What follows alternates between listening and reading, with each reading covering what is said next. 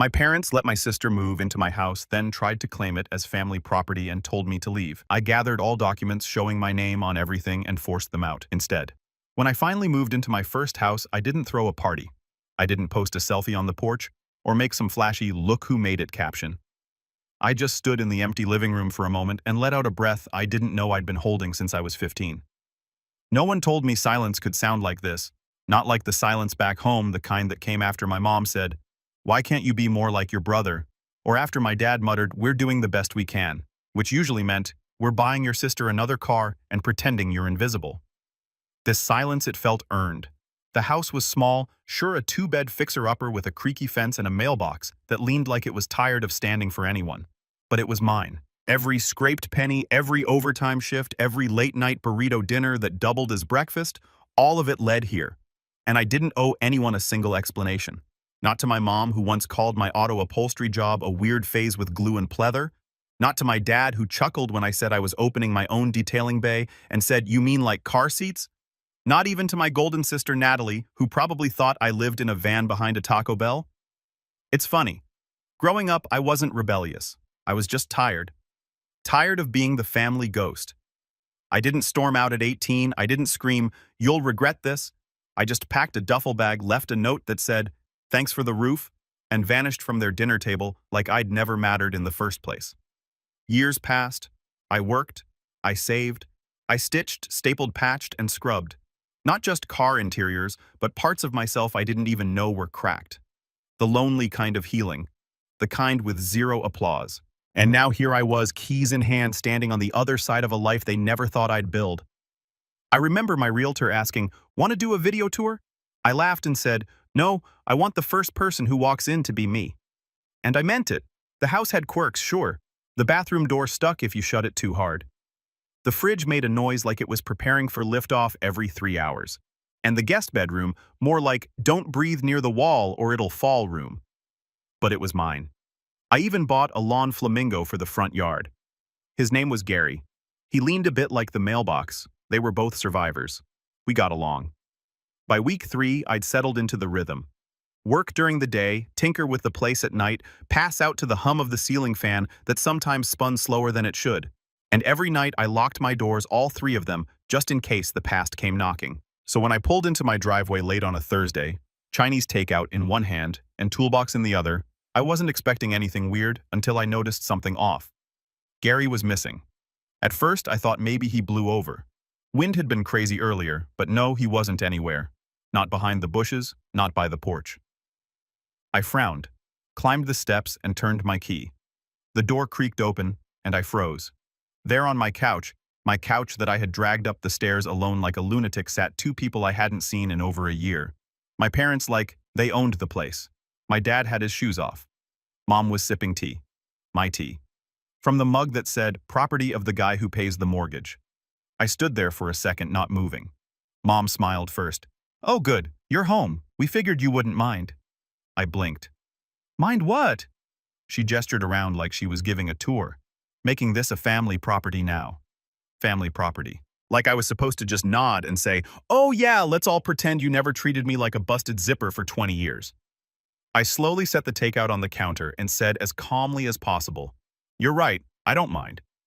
And that's when Mom's smile faltered just slightly, because what I did next made her face turn pale. "You're right, I don't mind." I said it casually, almost like I was complimenting the weather. But under the surface, my brain was sprinting laps trying to figure out how we'd gone from estranged to surprise squatters. Mom looked satisfied, like she'd won something. Dad just nodded and said, "Knew you'd understand.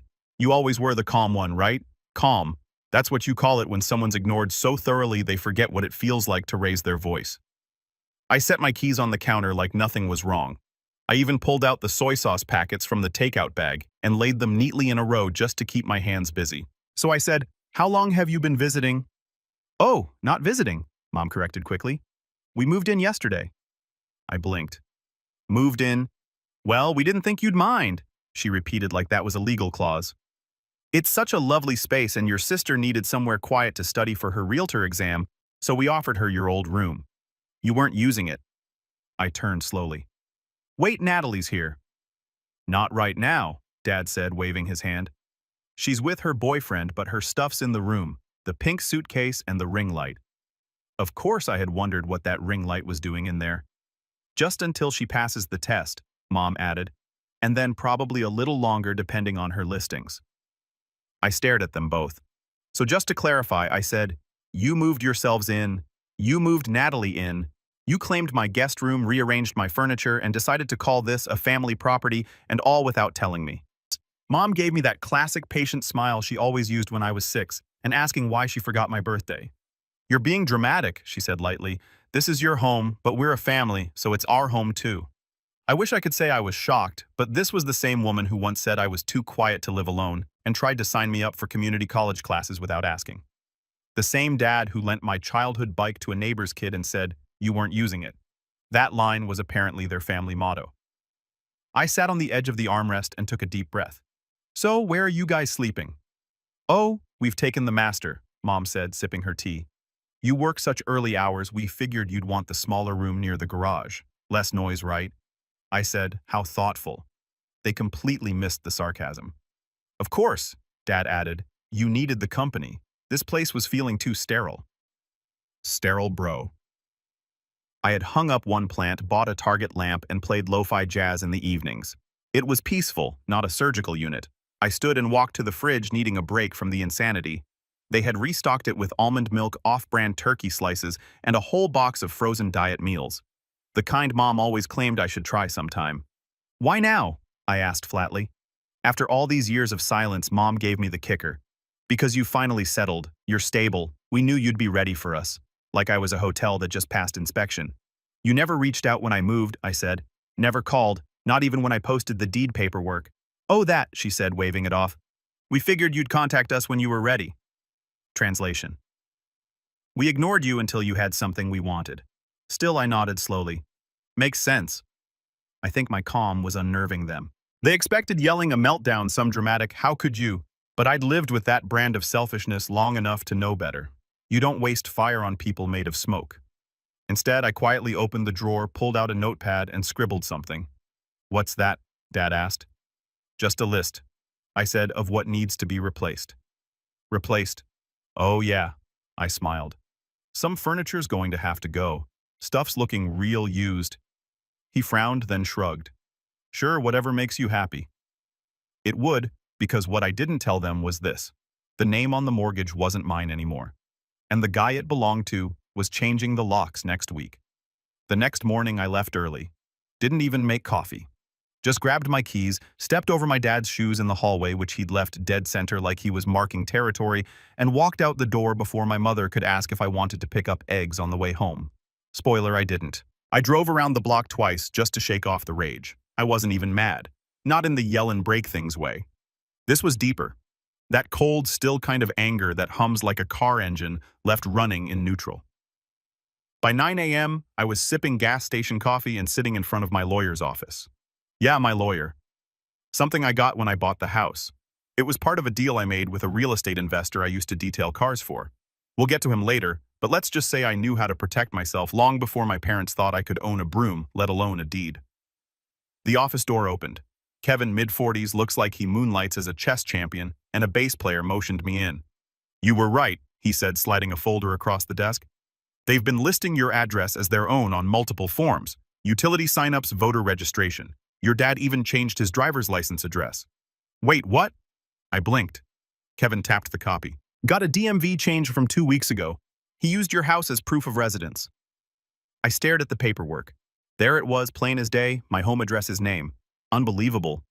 The man had literally claimed residence in a place he didn't pay a penny for like it was a social media status update. Kevin raised an eyebrow. Want to proceed with the action? I didn't hesitate. Do it, he smiled. Consider it done. Lock change notice is already filed. Official transfer hits Monday. See, here's the twist. The house technically wasn't in my name anymore. Not directly. I'd sold it to a trust I controlled. Long story short, I used it as leverage to finance my next move, buying a small commercial garage where I could finally open my own custom upholstery and interior shop.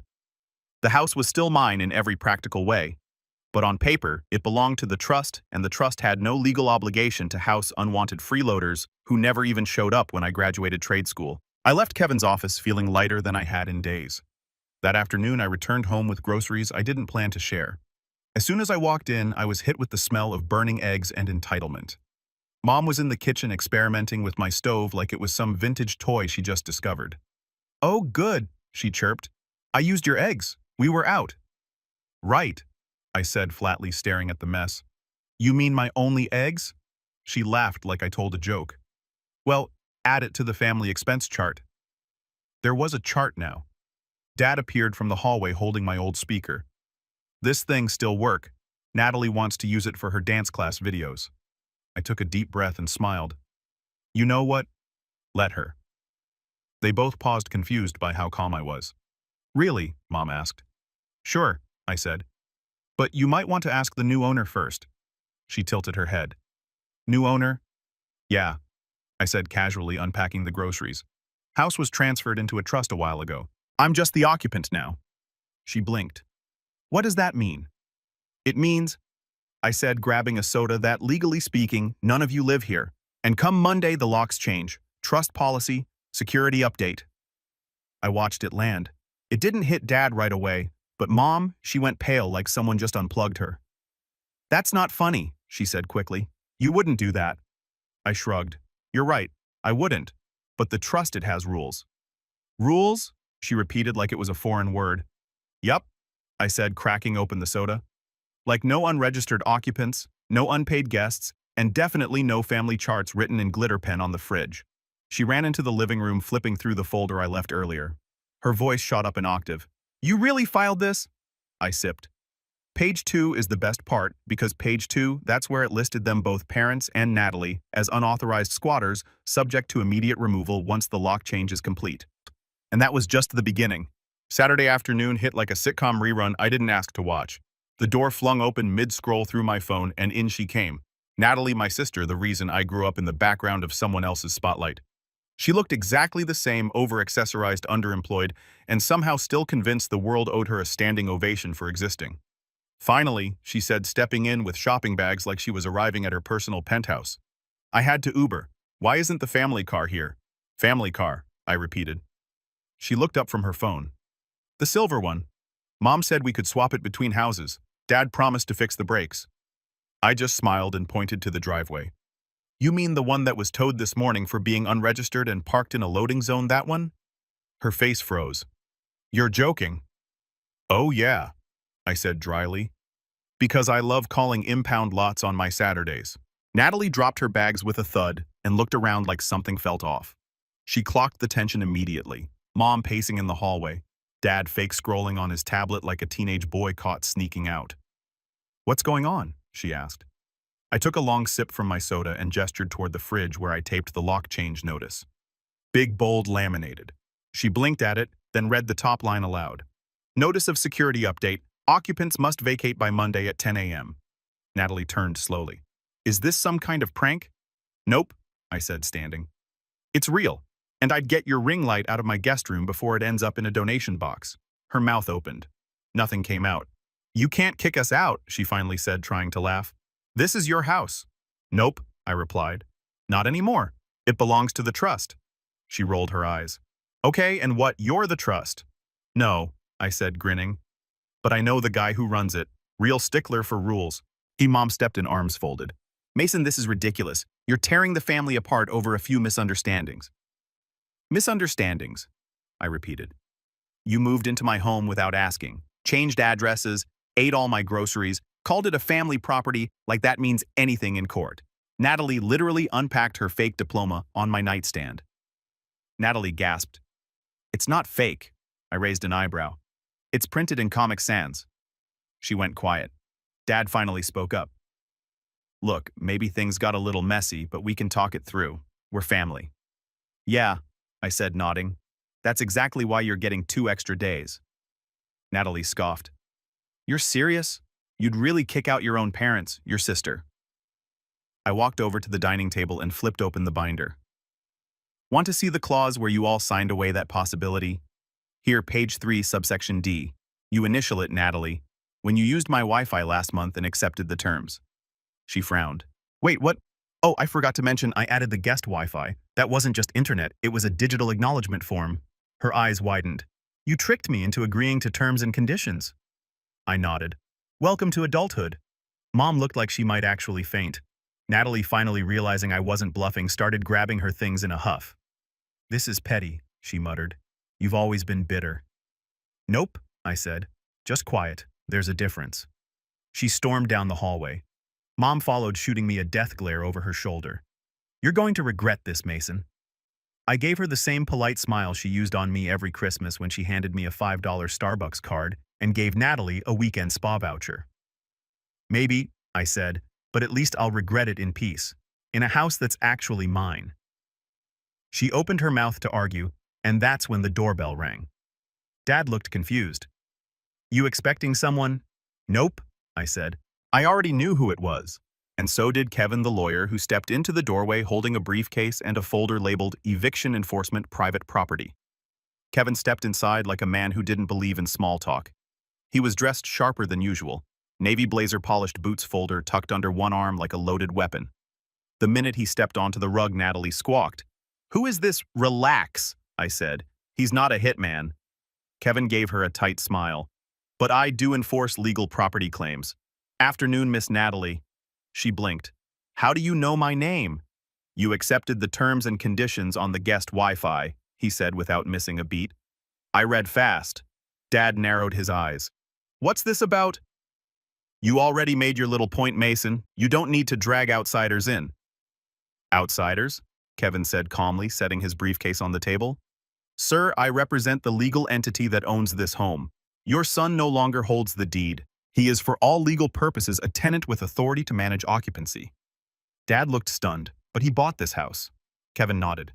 He did, then sold it to a trust and retained management rights. That trust has rules, one of which is no unauthorized occupants. Mom's voice cracked.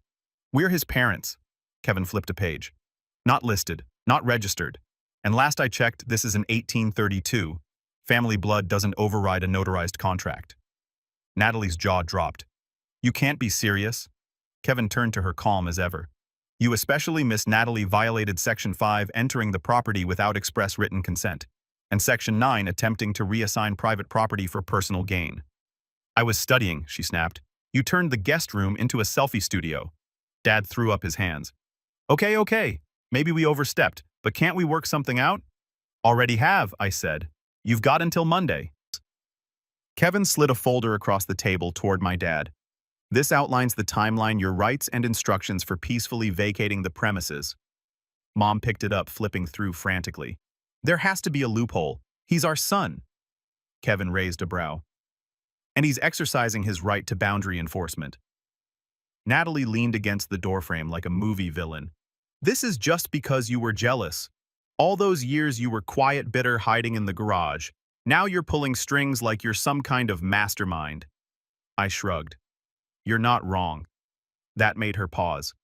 Kevin packed his papers, then looked around the room like a school principal surveying a detention hall. I suggest you all start packing now. And don't forget your charger, Miss Natalie. The trust repossesses any left-behind electronics. She hissed. This is insane. Mom turned to me, teary-eyed now. Mason, please be reasonable. Reasonable, I repeated. Where was that when you handed my childhood room to your daughter's boyfriend because he was staying over a lot anyway? Where was it? I continued. When I was 16 and got left behind on a family trip because I took too long to pack. Dad looked down at the floor. Funny how I was never part of the family until I had something you wanted. Kevin stood up. We're done here. Enjoy the weekend. I'll be back Monday with the locksmith. Natalie muttered. We should have just taken his car like last time. Everyone froze. Kevin slowly turned. What did you say? I blinked. Excuse me. Natalie's face flushed. Nothing, just a joke. Mom cleared her throat. Let's start packing, shall we? Kevin gave me a nod and left. I followed him to the door. Still want me to file the small claims theft paperwork? He asked quietly. I hesitated, then smiled. Let's give them the weekend first. Because Monday would be fun. By Sunday morning, the house felt like a pressure cooker with no steam valve. Every drawer had been yanked open. Bags sat half-zipped in the hallway. Natalie's designer knockoff duffel was stuffed to bursting with half-folded outfits, chargers, and 3 kinds of hair extensions. Dad had posted up in the kitchen nursing lukewarm coffee like a man waiting for a miracle. Mom paced from room to room, muttering to herself, occasionally stopping to sigh dramatically, as if volume could reverse legal ownership. And me, I sat outside on the porch in a camp chair with a book I wasn't reading and noise-canceling headphones I wasn't using, just watching. The flamingo lawn ornament Gary 2 stood beside me proudly. Unlike the last one, this version was zip-tied to the porch rail. Lesson learned. Inside, it was chaos. Natalie tried calling every relative we had. I know because I heard her shouting things like, "Mason's gone rogue. He's evicting us like we're strangers. Yes, he's serious. No, it's not drugs. It's worse. He's organized." She even called Aunt Dana, who replied loud enough for me to hear through the wall. "Didn't y'all leave him at the bus station that one Christmas? Maybe zip it and start packing? God bless." And Dana. Mom eventually cornered me by the porch door with a guilt trip straight from the archives. "We're your parents," she said softly. "We gave you everything." I looked up. "You gave me a trash bag full of clothes and a bill for the broken washing machine. That was your contribution." She snapped. "You lived here rent-free for years." I raised an eyebrow. "I was 14 and I fixed the fence twice." "We were trying our best," she said. "No," I replied. "You were trying your best with Natalie. The rest of us were just in the background." She blinked. "You want the truth?" I asked, standing up. "You didn't raise a family. You raised a golden child and 2 emotional support NPCs. I just happened to uninstall myself." She opened her mouth, but nothing came out. Dad peeked out the window. "What's the point of all this Mason revenge? You think kicking us out will fix anything?" I shrugged. "Nope. It won't fix the past, but it'll fix the locks." Natalie tried a new tactic after lunch. Weaponized pity. She plopped down across from me on the porch, fake crying into a tissue that still had a Walgreens sticker on it. "You really think this is what success looks like, a lone bidder ruining your family?" "Success," I said, "is having options. And I finally have them." She sniffed. "You've always been like this. Cold, distant." "Funny," I replied. "That's what being ignored for 20 years will do to you." She tried one last Hail Mary. "Dad's blood pressure is up. Mom's been crying for hours. You really want to send them packing in that state?" I leaned forward. "You think this is sudden?" I asked. "You just moved in. I've been packing my feelings since I was a kid. I was ready for this 10 years ago." Her jaw tightened. "Besides," I added, "you've all got places to go." "Like where?" she snapped. "Dad changed his license to this address. Remember, DMV is going to love that little mistake." She paled. "And your boyfriend," I continued. "Didn't he just move into that shiny new rental with 2 bedrooms and a Peloton?" She stood. "You've always hated me." "No," I said quietly. "I just finally stopped pretending I didn't." That night, Mom made one last plea. She knocked gently on my door. Yes, my door. Because I'd reclaimed the master bedroom like a civilized tyrant. "Just sleep on it," she whispered. "I plan to," I said with both eyes closed for once, and I did. While they packed like fugitives from common sense, I slept like a man who finally stopped carrying the weight of a family that never cared if he collapsed. Monday morning arrived like a court summons with espresso. I was already up when Kevin's car pulled into the driveway. He stepped out holding the same gray folder, but this time accompanied by a short guy in work boots and a belt full of tools. "Morning," Kevin said. "This is Luis. He's here for the locks." Luis gave a polite nod. "Shouldn't take more than 45 minutes. You got different keys?" I held up a new ring. "Fresh cut yesterday." He smiled. "Nice. Let's get started." The sound of tools scraping against the front door deadbolt was apparently louder than expected because Dad came barreling out of the hallway in his robe. "What the hell is going on?" Luis kept working completely unfazed. Kevin didn't even flinch. "Lock change," I said, sipping my coffee. "Trust protocol. You've had 72 hours. Mom appeared next looking like she hadn't slept. Her hair was a mess and her voice cracked from shouting I hadn't heard. "You can't just change the locks with us still here." Kevin calmly pulled a paper from his folder. "Legally we can, but we're giving you until the locksmith finishes. As a courtesy." Dad turned to me. "You're seriously doing this after everything we've done? After everything you've taken?" I corrected. Natalie stormed out next, dragging a suitcase that looked heavier than her life choices. "This is abuse," she hissed. "You're throwing your family into the street." Kevin handed her a second envelope. Actually, this includes referrals to short-term rentals, moving assistance, and generously a small relocation voucher funded by the trust. She ripped it in half and let the pieces flutter to the floor. I don't want your fake charity. Good, I said. Because it wasn't for you. It was for Mom and Dad. Natalie froze. Mom clutched her chest like I'd physically struck her. You're turning us against each other now. I gave her a long, tired look. No, you did that when you decided I was disposable until I owned real estate. Dad stepped forward. We were going to include you eventually. Sure, I said right after Natalie became a licensed realtor and started selling my guest room. That shut him up. Luis called out. Deadbolts changed. Kevin nodded.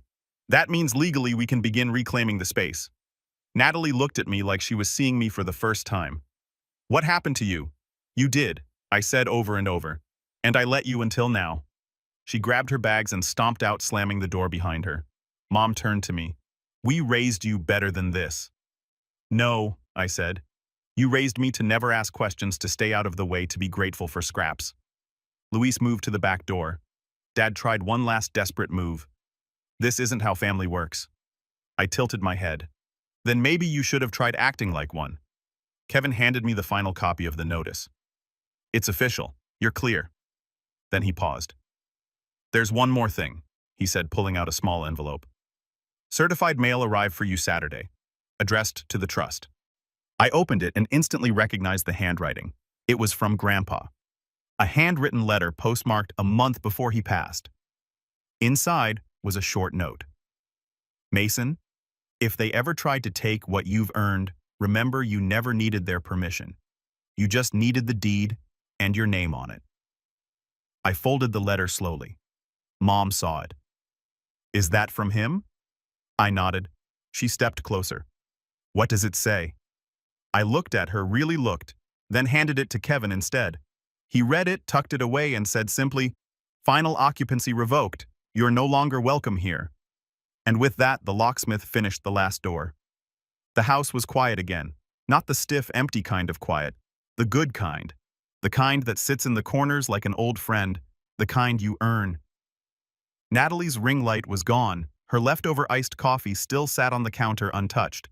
Dad's shoes weren't in the hallway. Mom's fridge chart was in the trash. I walked barefoot through my own house, actually mine again. And it hit me just how much tension I'd been holding for years. Like my body had built muscle just from dodging their expectations. I didn't celebrate, didn't pop champagne, just opened a window, let the breeze in, and exhaled. 2 days passed with radio silence. Then on Wednesday, an envelope showed up. No stamp, just shoved through the mailbox. Messy handwriting on the front. Inside a torn photo, one I didn't even know existed. It was from when I was 12, standing in the background, while Natalie blew out birthday candles on a cake with my name written in the corner crossed out. There was a sticky note attached. We made mistakes, but you didn't have to be so cruel. No signature but the handwriting. Mom's. I stared at the photo for a long time. Then I folded it carefully, slid it back into the envelope, and filed it under not my responsibility. That weekend, I finally invited people over. Not family, not blood friends, my people. A few guys from trade school, my shop partner who once lent me a wrench and never asked for it back. Kevin showed up late with ribs and a Bluetooth speaker, then passed out in a patio chair after 2 beers. We grilled, played music, laughed too loud, and at one point someone asked, "So how's the family?" I paused, thought about all the years of silence, disappointment, guilt-tripping, and golden child favoritism. Then smiled and said, "Quiet." That was it. Because I didn't need to burn bridges. I just stopped crossing them. The next week, I signed the final paperwork on my new commercial space. A 2-bay garage with an office upstairs loft and enough room to finally take on full upholstery jobs. I named it Torque and Thread. Guess what? Same trust owns the land. Same new locks. Same rules. No Natalie, no parental drama, just piece fabric and tools that actually listened when I used them. Weeks later, I saw Mom posted something on Facebook. Some people forget who raised them, so I posted a photo of my shop opening. Caption, some people didn't. No tags, no names, but the comment section blew up. And Dana sent 3 flame emojis. My old classmate wrote, "Let me know if y'all do car seats." And one message popped up from a guy I hadn't seen in years. "Is that the same house your parents tried to take over?" I didn't respond, just reacted with a key emoji. Because some stories don't need retelling, just good locks and better boundaries.